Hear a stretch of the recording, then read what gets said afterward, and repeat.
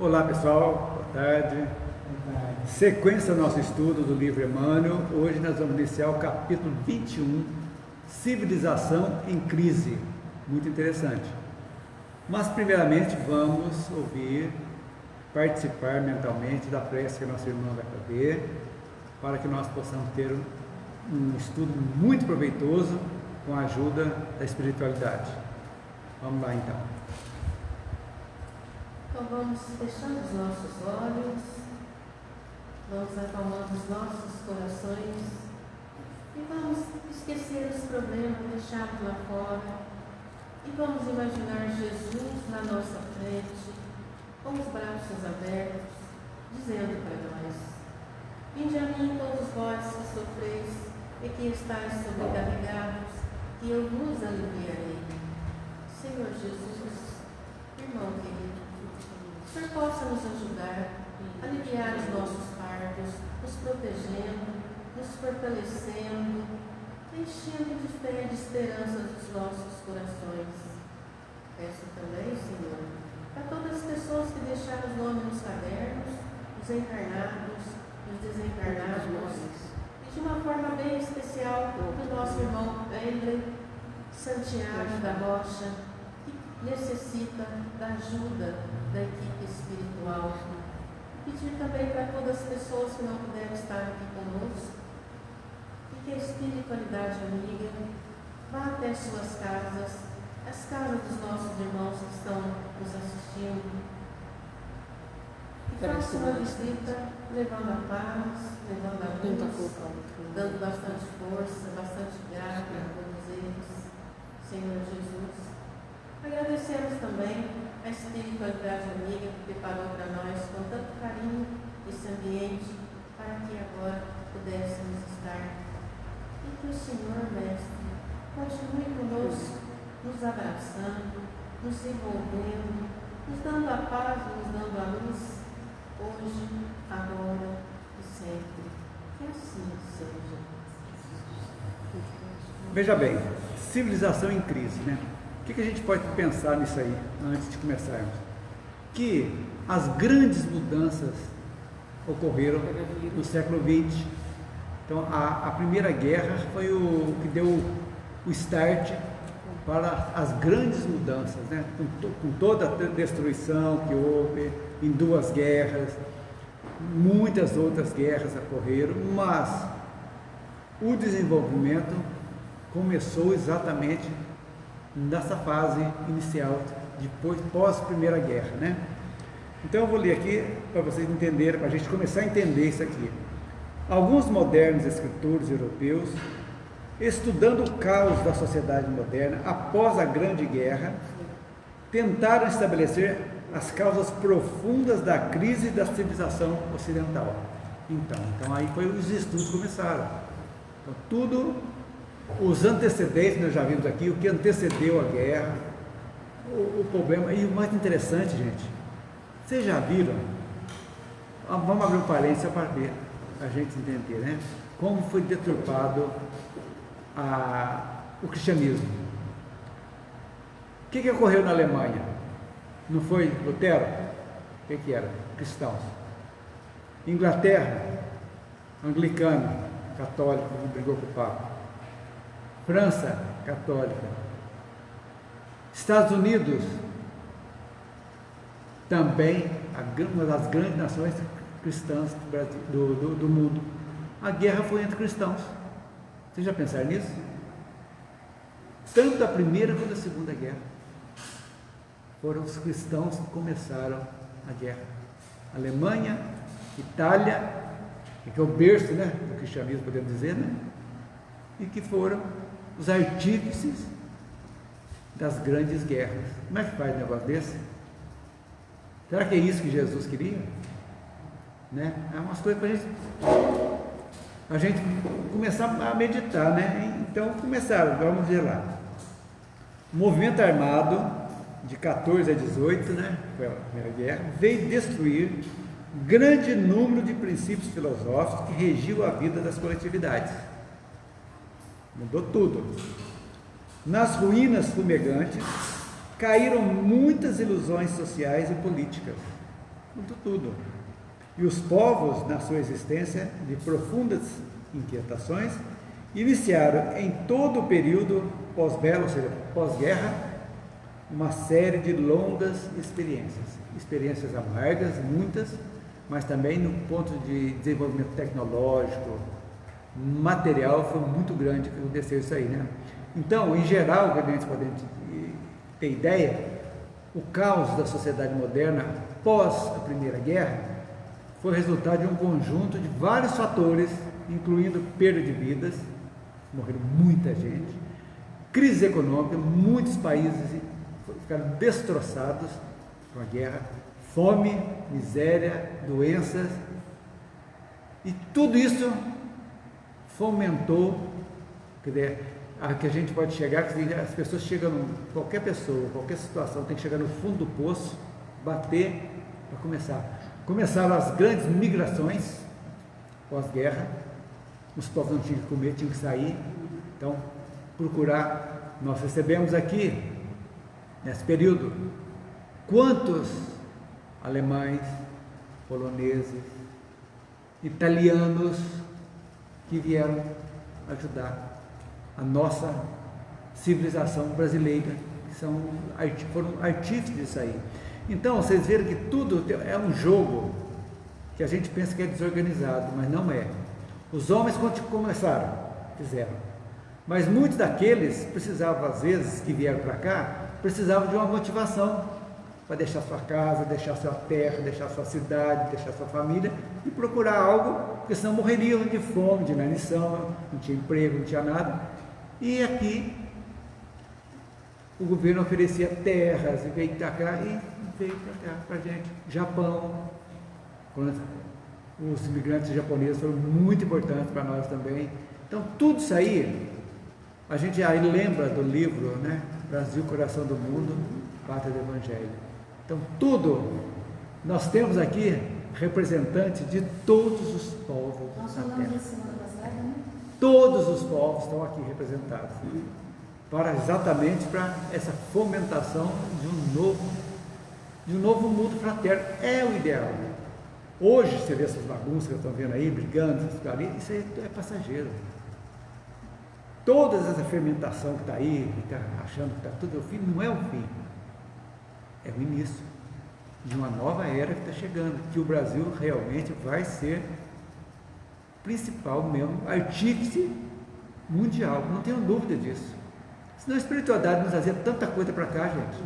Analisa para vocês verem quanto a miscigenação de raça aqui é uma coisa mais maravilhosa que existe, que foi, lógico, tudo guiado. É o tocar o rebanho. Vem para lá, você vai para cá, para começar de novo e vai seguindo em frente e as coisas vão indo. Então, com toda essa balbúrdia de guerras e coisas aqui, no Brasil, nós vivemos em paz ainda. Com todas as coisas negativas que ainda tem, naturalmente, não tem problema, vão ser eliminadas. Por que nós temos essa certeza? Porque nós estamos em fase transitória, de mudança de patamar evolutivo, então não tem como escapar. Então essas coisas vão seguindo, né? Então, vou pedir para você ler, Margarete. Quem já marcou ou não? Ainda não marcamos essa não, né? Então vamos a Margarete. A 21.1, fase de experimentações.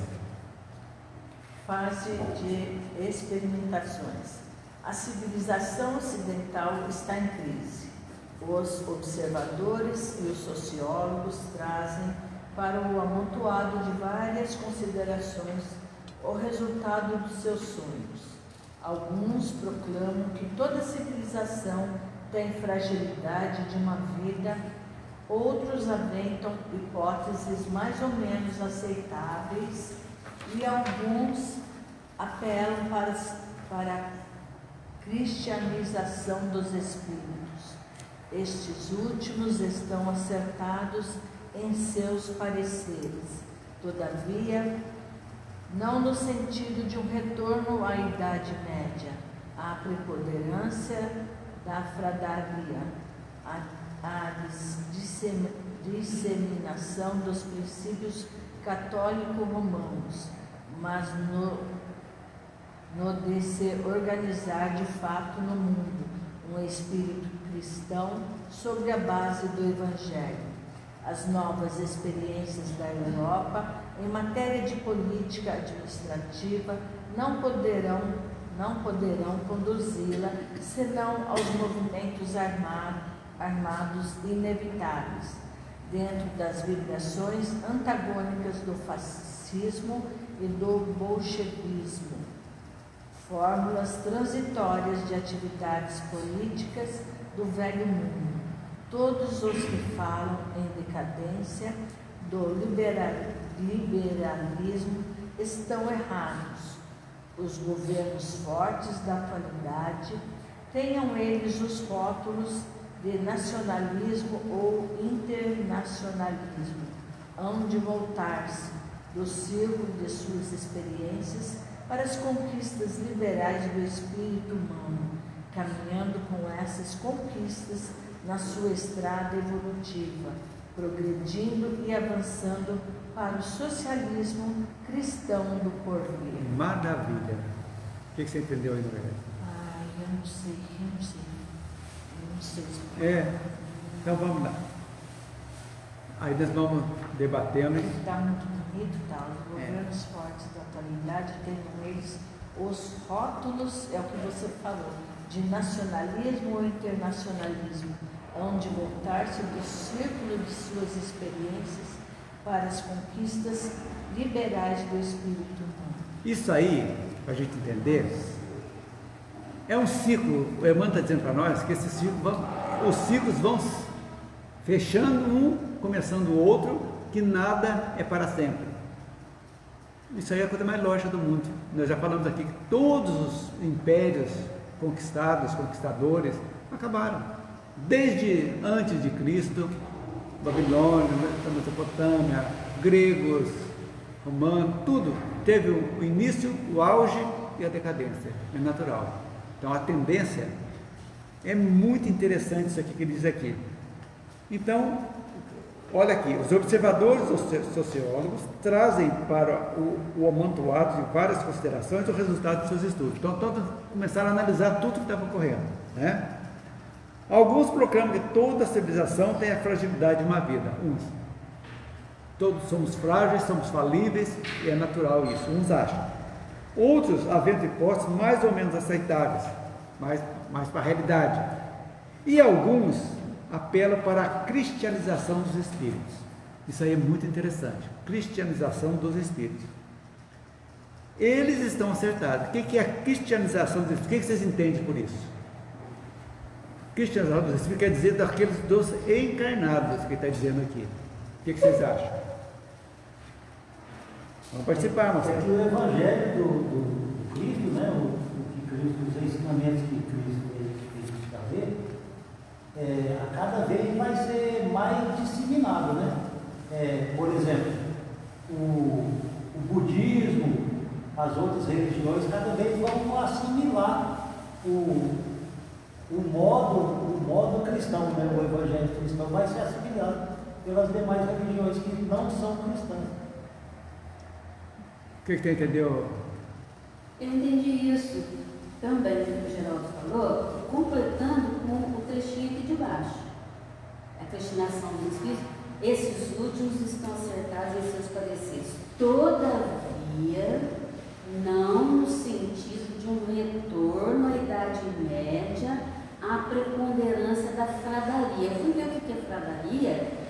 É a classe dos frades, mas no pejorativo. Pejorativo, exatamente. Quer dizer, não é voltar naquela coisa... É o clero que dominava. Isso, o clero dominante. Não é para voltar nisso. Exatamente. Essa cristianização dos espíritos não é para voltar nisso. E nem dos princípios católicos romanos. Isso também não. Olha para você ver. Olha como que a gente vai entendendo a importância da espiritualidade e a importância do espiritismo. Chegando que o espiritismo não é uma religião formal. É uma doutrina que promove a mudança íntima de cada um de nós. Os ensinamentos é básico. Então não tem aquele ritualístico, não tem sacramento, não tem nada. Então isso é muito importante para a gente entender. Mas no organizar de fato, no mundo, um espírito cristão sobre a base do Evangelho. Então, esse é o objetivo, que a gente tem que perseverar. E aqui, esse texto, para mim, que eu entendo que Emmanuel está dizendo para nós, é praticamente está vaticinando o futuro da Terra, ou seja, está prevendo o futuro da Terra, exatamente isso aí. E ao mesmo tempo é algo que a gente traz para a gente não desanimarmos com tudo que está ocorrendo, porque nós temos a mania, ou seja, é mais cômodo nós termos visto só a parte negativa de que ocorre. Se alguém fala que está ruim, então dissemina que está tudo ruim.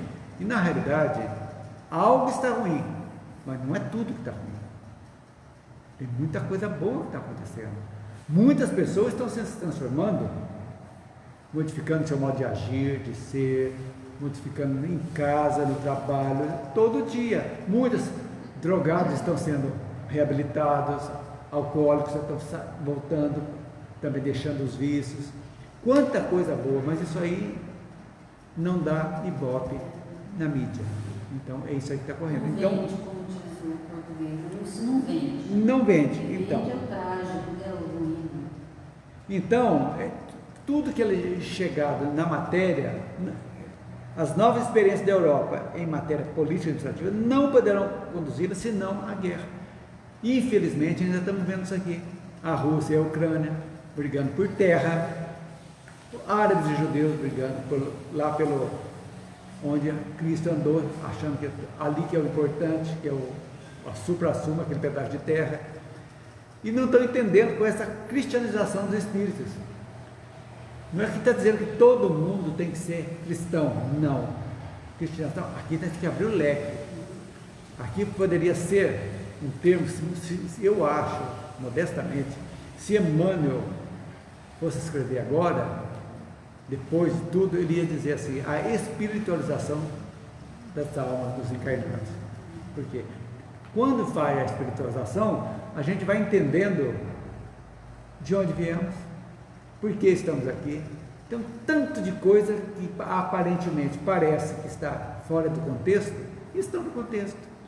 Então, quando a gente começa a nos centralizarmos e aceitarmos situações que não podem ser mudadas, não tem como modificar, a aceitação é a melhor coisa que tem para você superar e realmente as coisas, você ficar de paz consigo mesmo.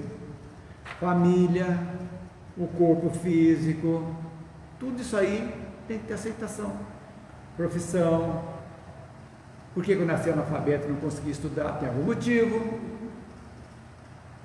Tudo tem uma razão de ser. Então essas coisas, passando por isso, a gente vai devagarzinho, as coisas começam a acontecer, né? Então, o que nós podemos tirar desse texto aqui, que a corrida armamentista, realmente, que nós estudamos aqui, né, teve consequências significativas para a Europa, tanto do ponto de vista econômico quanto político. Aumento dos gastos militares, pressão sobre os orçamentos, né, os orçamentos nacionais, porque gastando muito com arma, faltava para alimento, para educação, é óbvio, né? Então levou um clima de desconfiança internacional. A Alemanha se armando, a Itália começou a se armar, a França se armando, a Inglaterra se armando, sabe? E aí? Será que é isso que é paz? Paz não é ausência de guerra, paz é algo muito mais profundo do que isso aí, para a gente entender, né? Então, mas aí nós voltamos à doutrina. Livre-arbítrio. O livre-arbítrio é individual e também é coletivo, de um povo, de uma raça, faz tudo, é uma salada, que vão se unindo os iguais, né? Então, exercer isso aqui, o que está acontecendo? Então, já que escolheram isso, o que a espiritualidade pensa? Não tem como intervir no livre-arbítrio das pessoas, mas o que nós podemos fazer para que desse saco de limões faça sua limonada depois? Aí tenha segurando, e as coisas dentro da tragédia, coisas boas começam a acontecer, fomentando grandes cientistas, remédios. Por exemplo, se não fosse a guerra, onde estaria a dificuldade da penicilina, que foi descoberta e salvou milhões de pessoas na época da guerra, né? E tantas outras coisas boas que aconteceram. Então, tudo tem uma razão de ser, né? Então, tudo isso aí não adiantou. Por quê? Porque fomentou a Segunda Guerra. E aí ele fala aqui do interessante, fascismo e bolchevismo. O que é o bolchevismo? Sabe, Davi? Bolchevismo também é um movimento da Rússia, que criaram os bolcheviques, né? Era uma revolução russa, eram os bolchevistas que fizeram também a Revolução Russa, que também foi na época da guerra, estava ocorrendo a guerra e a revolução estava em pleno vapor na Rússia também. Então, sempre isso aí são os guerreiros de outrora que voltam para serem pacificadores, não conseguem, continuam sendo guerreiros, vão reencarnando até que se considerem que possam continuar a ser pacificadores.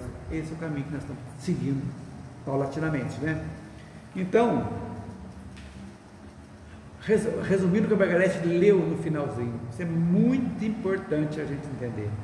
Os governos fortes da atualidade, tenham eles os rótulos de nacionalismo ou internacionalismo, hão de voltar-se do circo das suas experiências para conquistas liberais do espírito humano. Ou seja, de tudo que nós estamos vendo, ditaduras, essas coisas, vai chegar um ponto que vai chegar, não tem como mais, vai acabar por inanição, ou por uma revolta, ou morre um ditador, não tem outro, e vem outro, e vai acabando. Por quê?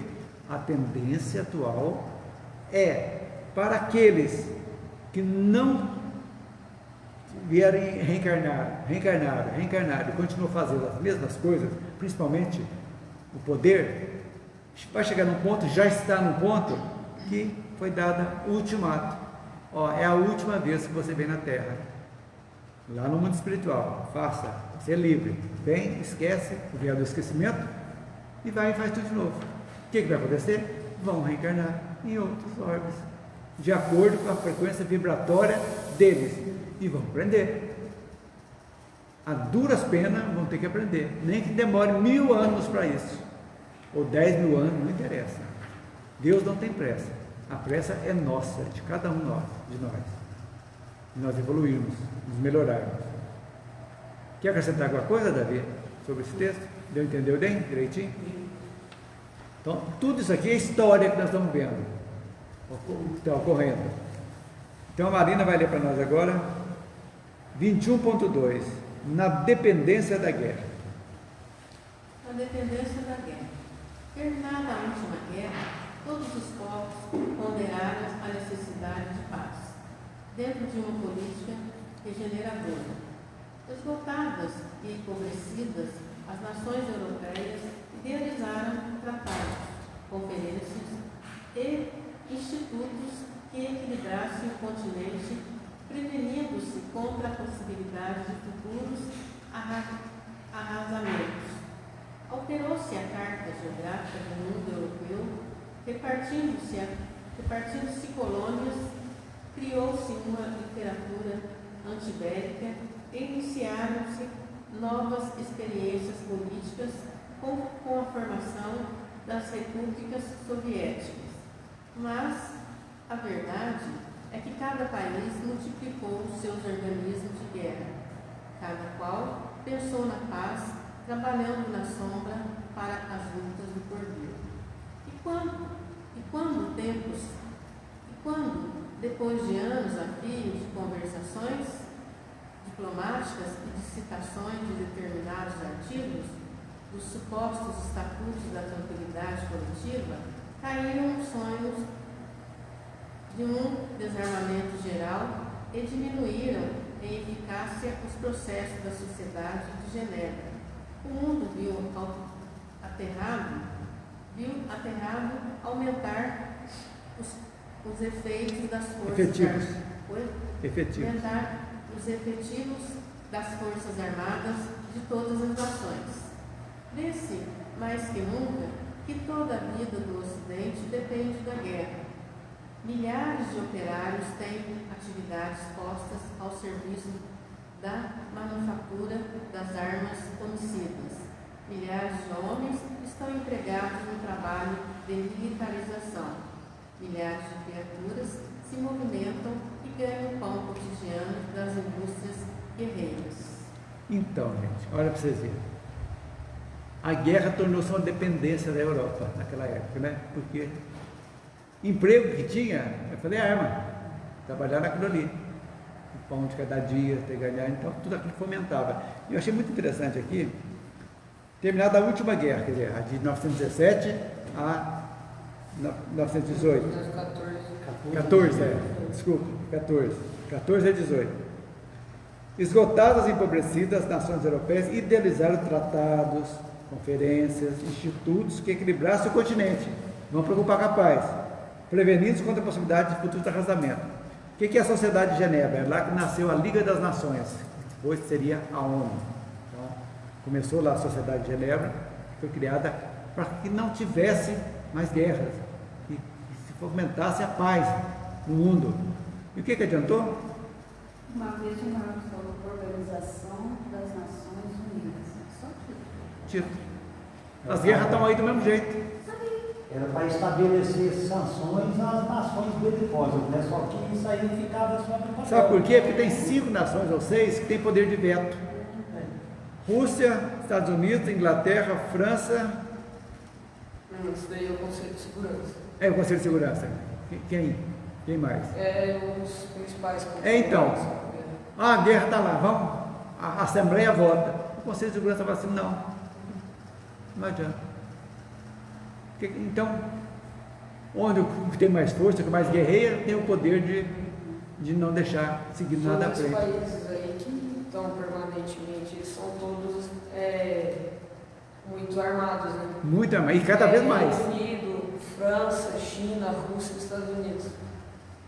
Todos têm poder de veto no Conselho de Segurança. 5 eles são permanentes, mas 5 são votados. Mas o que adianta a maioria, eles têm a maioria? Se um dos permanentes votar contra, pronto. Tem que ser unanimidade.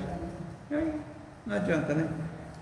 Livre-arbítrio das pessoas, livre-arbítrio coletivo, desse jeito aí, né? Então alterou-se a carta geográfica. Aí repartiram nas colônias, tudo lá, literatura antibélica, todo mundo contra. Mas o que adiantou? Conversação diplomática, não adiantava nada. Não vamos guerrear, não. Gente, não acredito muito na França, não vamos fazer aqui.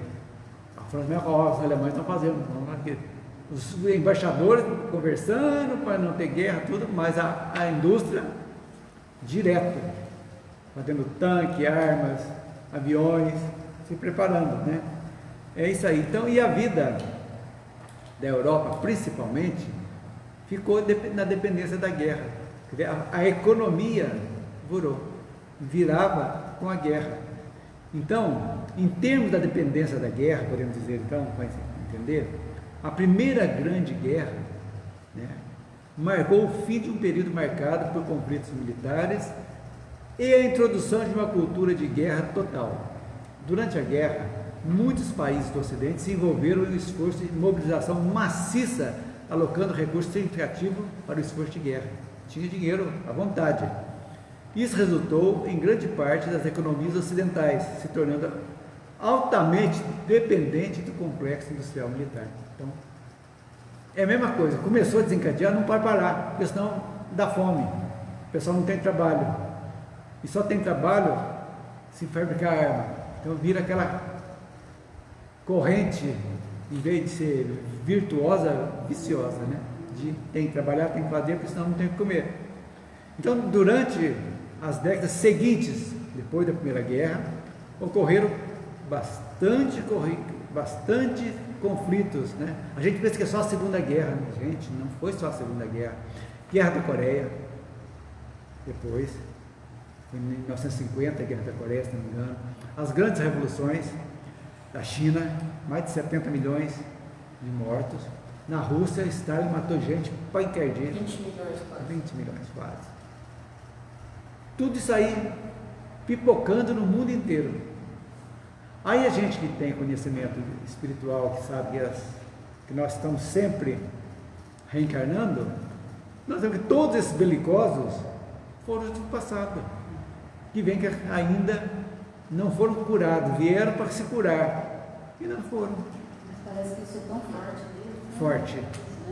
Mas é a mesma coisa, gente, a pessoa que tem um vício, não foi um vício mais fácil, o cigarro, aquele que fuma muito cigarro mesmo, 3, 4 maços por dia, ele não consegue, ele vive em função do vício. Só de pensar de largar, ele já estressa, e não consegue. O alcoólatra, quando falta o álcool dele, ele trava. Eu já vi isso em família, de não conseguir, trava tudo. Meu cunhado, ele tinha delírio. Delírio tremendo.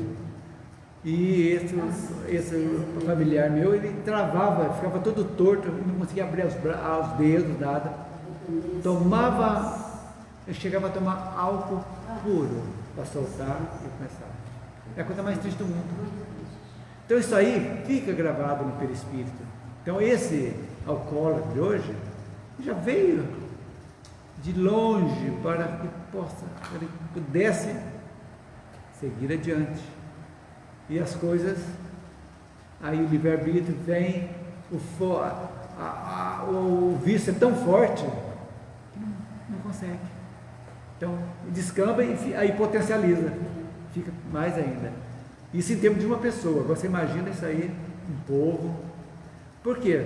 São agrupados, aqueles que pensam igual são agrupados, gente. Não tenha dúvida. É a vibração energética que você vai ter, até para reencarnar. O pai e a mãe têm a vibração do feto que vem, tem que bater, senão não resolve.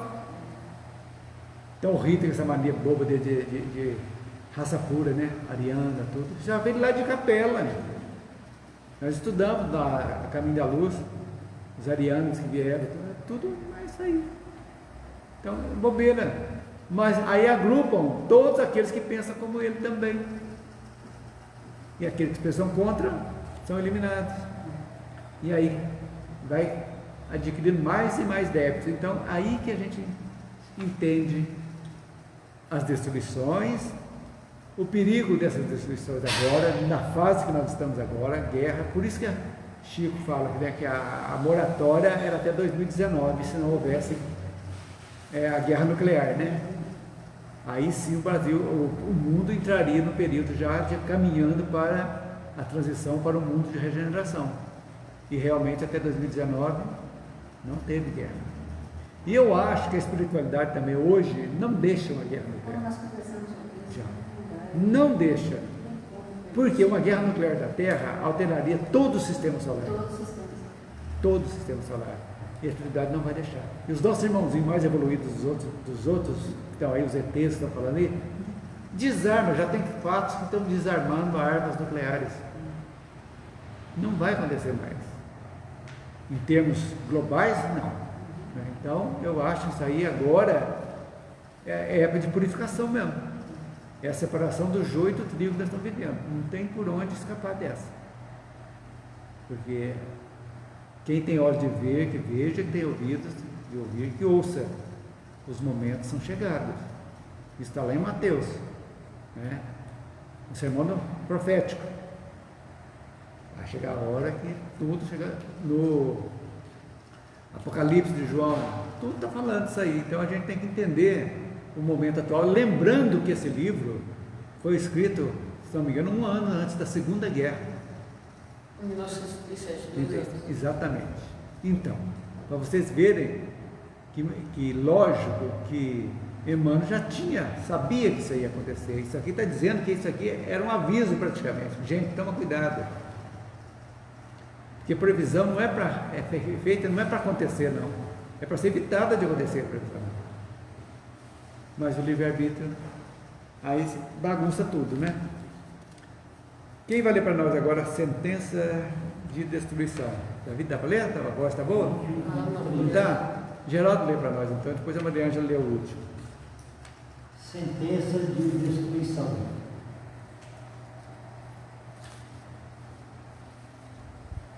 A civilização está em crise porque conheceu a sua sentença de destruição.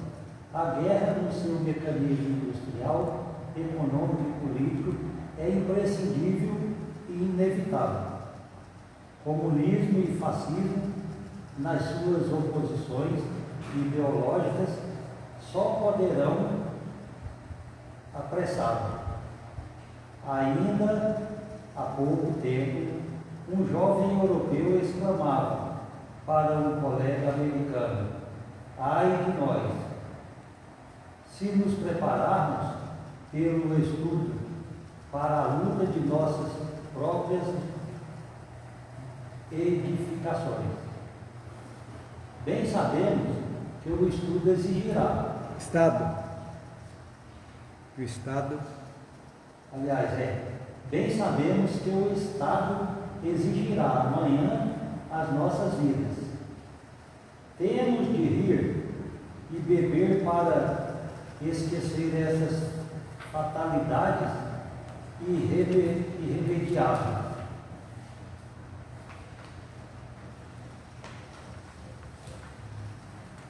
Essa observação caracteriza, de fato, as calamidades morais da sociedade moderna.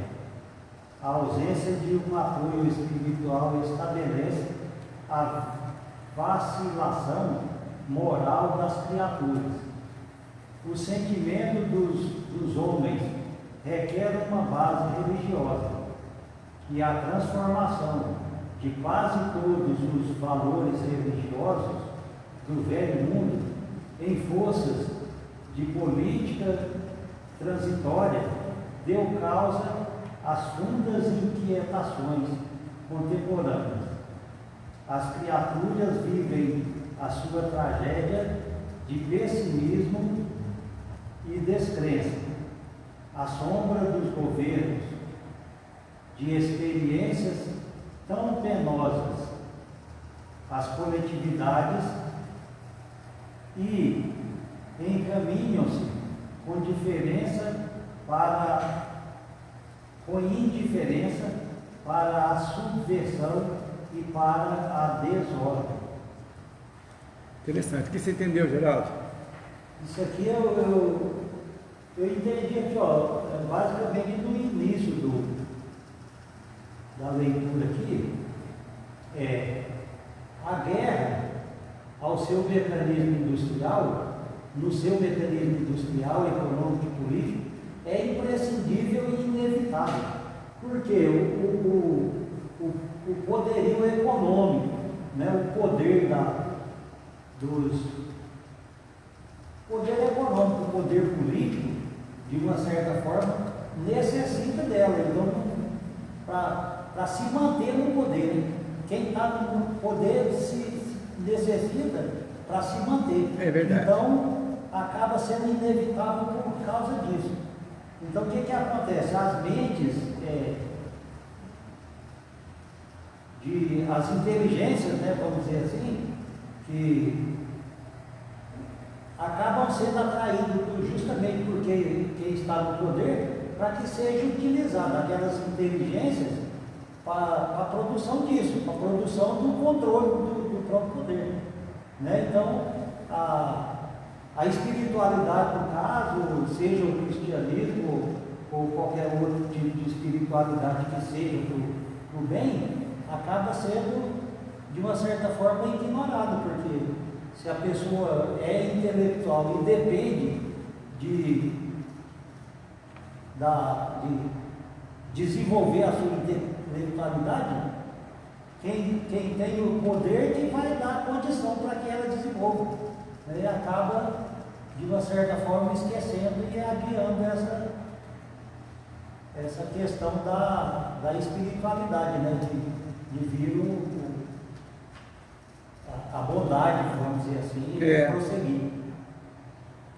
Por exemplo, a gente fala do comunismo e fascismo, né? São antagônicos, né? Comunismo e fascismo, antagonismo, mas estão fomentando isso também, né? O comunismo, aí um ficava de um lado, o fascismo do outro, e fomentando, e aí a história dos jovens aqui, né? Estudando, para ter o quê?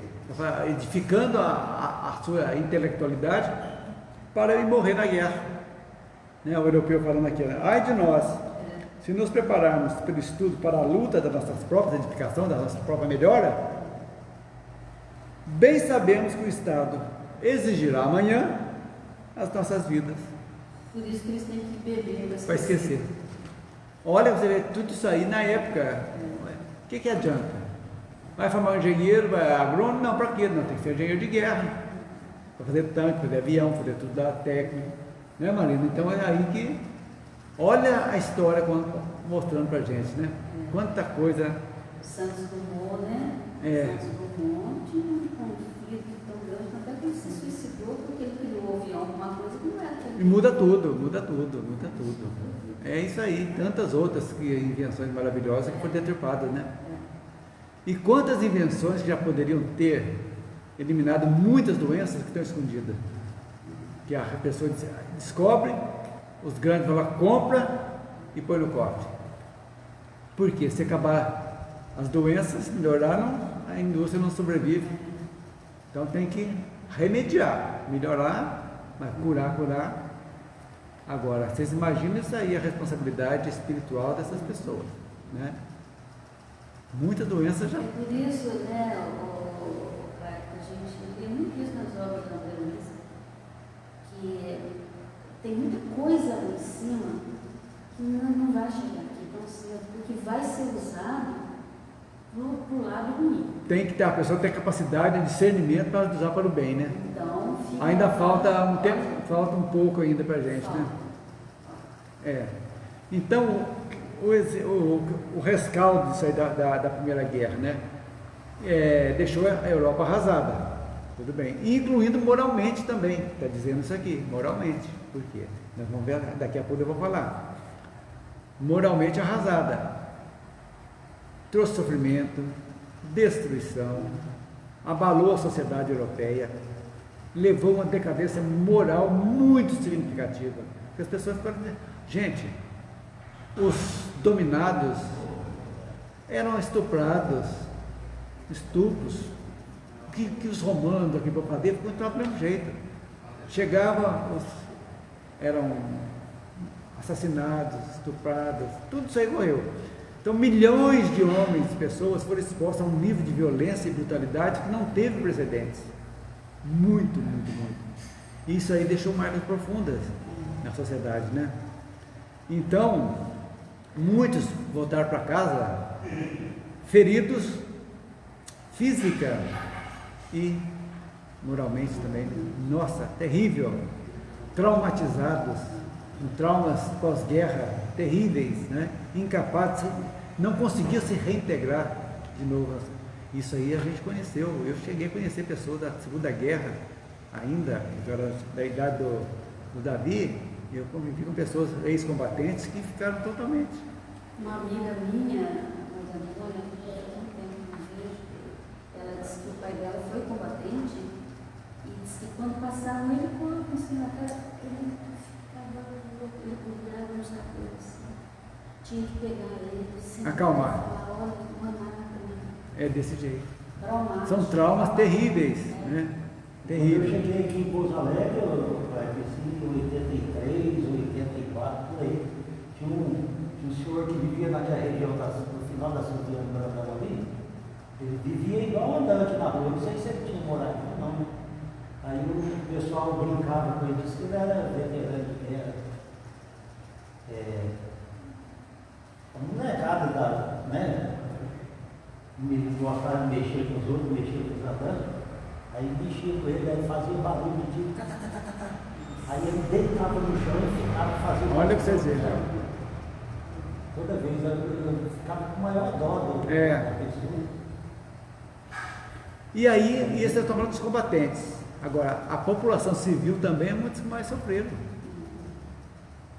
É o que sobrava tudo para eles. Eram assassinadas brutalmente. Ah, é espião, matava. Ah, não tem comida, dá comida aqui. Para o soldado, você morre de fome. Então, tudo isso. Até hoje. Então, a guerra expôs a população civil a um nível de violência e desumanidade impensável. Vocês imaginam. E nós aqui, uma guerra dessas proporções, nós não tivemos aqui. Teve a única guerra que nós tivemos forte foi a Guerra do Paraguai, que no sul só lá, né? Não veio para cima. Não veio, e foi terrível. Foi terrível. E o povo da época lá do Paraguai, depois que o Solano Lopes morreu, né? O povo ficou tudo feliz saindo desse negócio horrível, né? Porque ele mandou até grávida para a guerra. Hoje em dia, são os ditadores, né?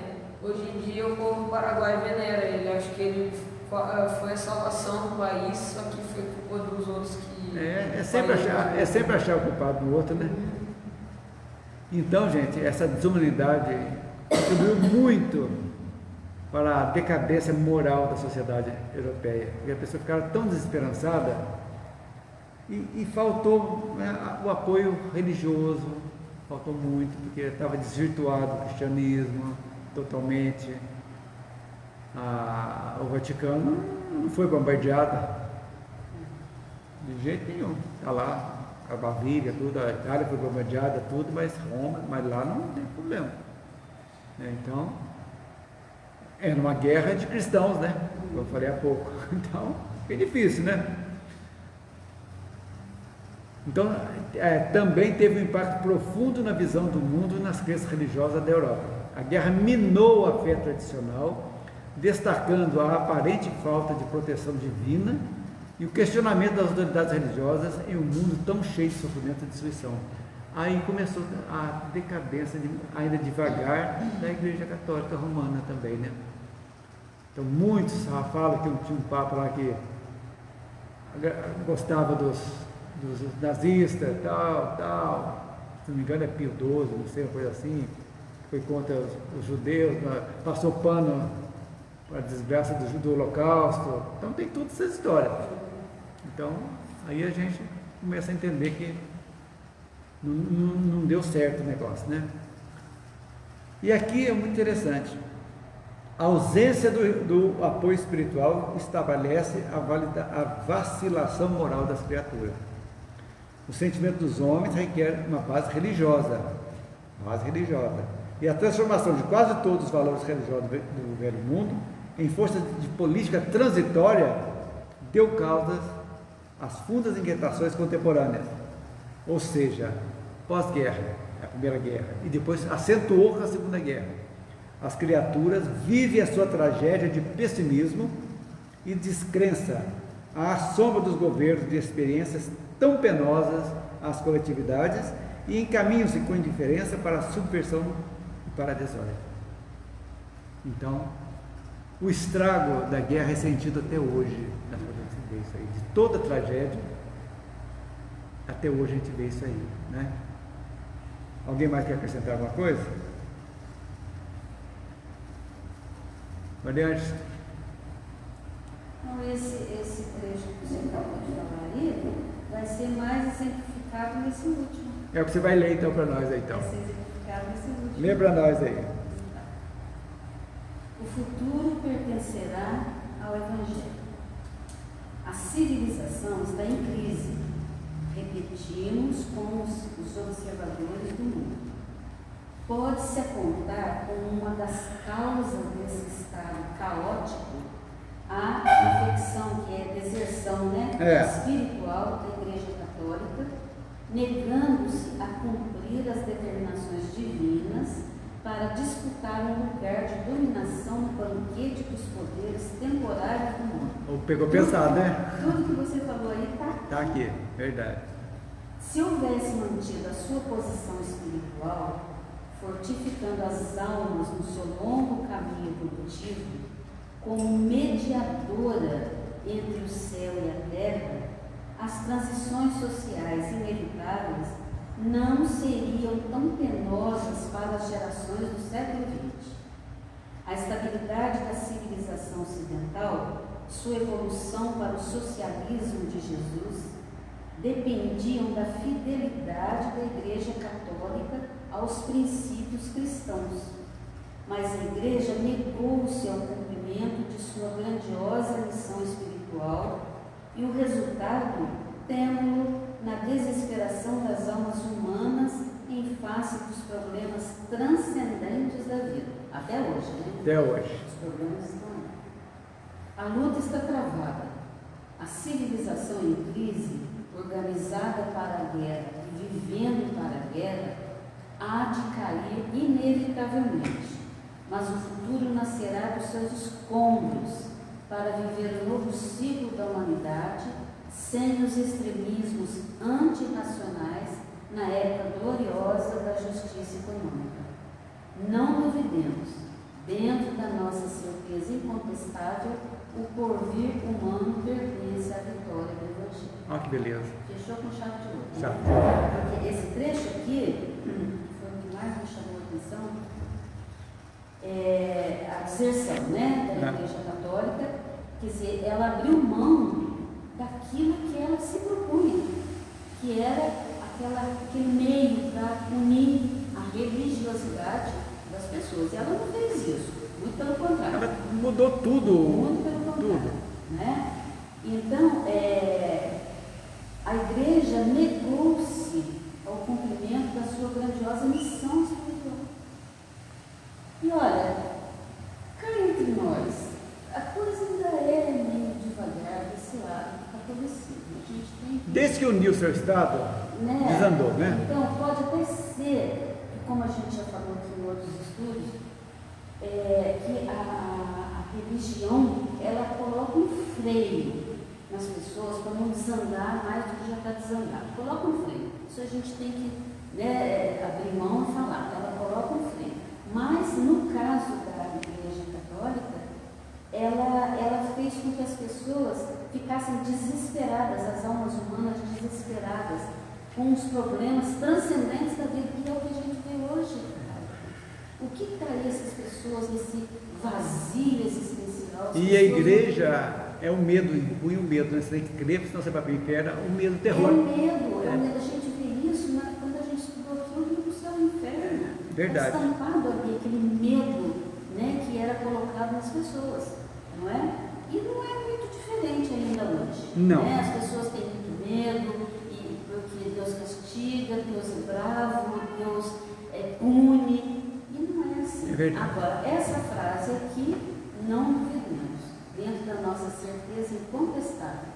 O porvir, quer dizer, o futuro humano, pertence à vitória. Mas não tenha dúvida, é o que estamos vivenciando. A transição planetária, exatamente trazendo isso aí para os conceitos cristãos. Mas esquece os rótulos, protestante, nada. Isso aí. Agora, independe disso, não. Da crença, o negócio é a pessoa se espiritualizada, não é? É de cunho interno. É você se preocupar. Eu vou me preocupar de melhorar. Ele, você. Nós fazemos um conjunto, vamos fazer uma egrégora de pensamento. Eu penso bom, pensamento bom. Ele também, todos criam uma egrégora de pensamentos bons. Essa egrégora, o que é? Energia boa, que vai influenciando cada vez mais e mais pessoas, vão criando mais, até tornar essa terra uma grande egrégora de luz. É utopia? Por enquanto é, mas vai correr.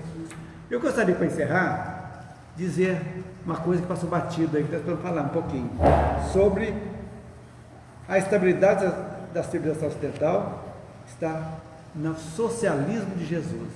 Eu trouxe um texto para a gente ver o que é o socialismo de Jesus. Porque a gente pensa em socialismo, você sabe daqui, da comunismo, tal, que o povo seria maravilhoso se repartisse igual, mas não é, do mesmo jeito. Dá miséria para o povo e a elite fica mandando, né?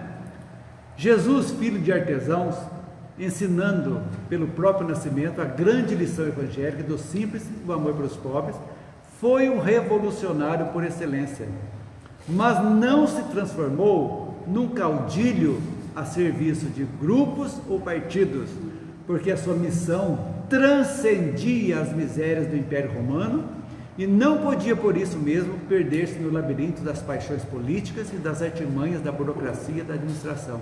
Ele não entrava. Dai a César o que é de César, a Deus o que é de Deus. Ele não dava palpite, não julgava nada. Ele pregava a cooperação, o auxílio, o amor pelos humildes e necessitados, a repartição dos bens com o semelhante, a predominância dos sentimentos sobre a ganância, do amor sobre o ódio, que são imutáveis no correr dos séculos e marcam o verdadeiro sentido cristão da vida. O Espiritismo, embora compreenda e explique certos fenômenos sociais e econômicos através da lei da reencarnação, tem que ser eminentemente revolucionário no sentido de reivindicar as mudanças da estrutura da sociedade, combatendo a concentração da riqueza e a ausência da fraternidade, que significa a manutenção dos privilégios e dos excessos no uso dos bens materiais. Para o Espiritismo, olha, isso aqui é muito interessante, se guardar, você de casa também, os bens são concedidos em custódia, e o seu usufruto apresenta valores espirituais, que são creditados àqueles que compreenderam que esses bens não lhes pertencem, sendo o homem mero instrumento no uso da propriedade a serviço de quem? Do conjunto social. Afinal, a natureza nos ensina como a essência da vida, nada nos cobrando pelo ar que respiramos, pela chuva que alimenta as lavouras, que mantém os rios, pela luz que nos chega todos os dias, pelo calor que o sol distribui a todos, sem indagar de origem, condição social, econômica, geográfica, exemplificando com a gratuidade o seu serviço e sem a procura de recompensa. O sol nasce para todos, bons e maus, ricos e pobres. A água mata a sede do rico, do pobre, e não pede nada em troca, sem recompensa nenhuma. A lição da natureza, dando o seu capital sem reivindicar lucros ou vantagens, proveitos ou benefícios, é uma fé, legenda escrita na consciência coletiva, reclamando do homem a exemplificação da fraternidade, que está na palavra do Divino Reformador, quando aconselhou a fazer ao semelhante o que desejamos que nos faça. Esse é o socialismo. Usufruir dos bens, sim. Mas, você fala, então tem que jogar os meus bens fora porque eu não posso ter isso. Não foi isso. É você usufruir daqueles bens, não só para o seu proveito, que é natural, que você trabalhou, mas também retribuir ao mundo, à sociedade, aquilo que você tem de mais e outros têm de menos. Como retribuir isso? Não é jogar dinheiro fora, é dar emprego, dar oportunidade, ajudar alguém a estudar, formar pessoa. E tem muita gente fazendo isso aí, mas infelizmente ainda não temos. Faz falta um pouquinho ainda, né? Ok, gente? Semana que vem vamos ver. Opa, muito bom. Fluidos materiais e fluidos espirituais. Marcelo, você faz a prece ferramenta para nós? Por favor.